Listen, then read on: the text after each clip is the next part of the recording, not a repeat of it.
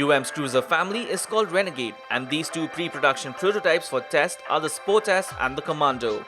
The bikes do look inspired. The Commando seems to be a scaled-down Harley fat boy, but it doesn't look like a cheap rip-off because the design is proportionate and attractive. It looks substantial thanks to the 16-inch front wheel and the tall tire sidewall that gives it a more weighty look at the front. The deep and boxy fender and chunky 140 section tire completes the look at the rear. The rest of the design is minimal with the speedo console embedded on the tank. The handlebars are wide and upright, and the seat leads into a backrest for the pillion and a long fender for the chunky rear tire. In terms of features, the Commando has a simple analog and digital instrument cluster and a USB port as well.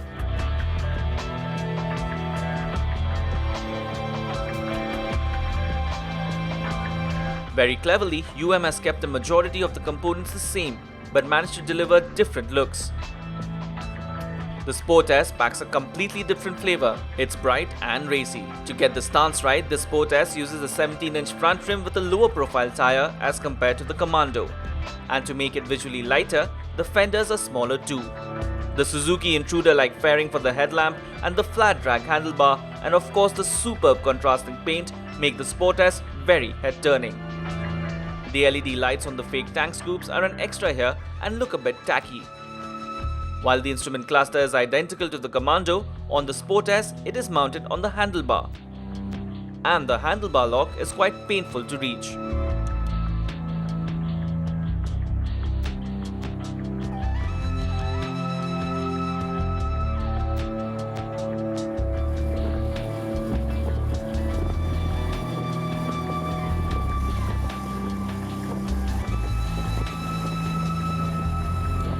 Both motorcycles are powered by a 279cc single-cylinder liquid-cooled engine. But in the interest of keeping costs down, there is a carburetor instead of fuel injection. At almost 25 HP, power is healthy, and so is the 21.8 Nm of torque. But as can be expected from a short-stroke, 4-valve engine, it's all made a little higher up in the rev range. Weighing in at 172 kilos, the bikes are also on the heavier side. There is a 6-speed gearbox, and instead of helping things along, the ratios blunt the performance. You can actually do 70 kph in first and 105 in second gear. Simply, the gearing is too tall. So you really need to rev it up to get going. The good thing is, this short-stroke engine can be revved hard.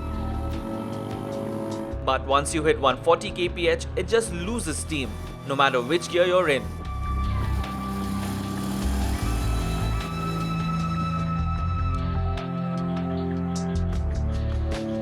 Both motorcycles share a rugged split dual cradle frame with a telescopic fork at the front and twin shock absorbers at the rear with the box section swing arm.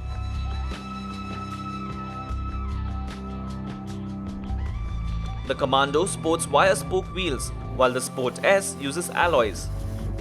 Cornering clearance is quite little by cruiser standards, but the tires from TVS are spot on and give you plenty of confidence whether through corners or when braking hard. Yes, the single 280mm disc brake at the front is lacking in feel, but provides plenty of bite. The most enjoyable parts of these motorcycles is the chassis and suspension setup. The steering feels light and precise, there's great straight line stability, and ride quality is good too. With an 18-litre fuel tank, the Renegade should offer a solid range. UM Motorcycles has launched the Renegade Sport S at 1.49 lakh rupees and the Commando at 1.59 lakh rupees ex-showroom Delhi.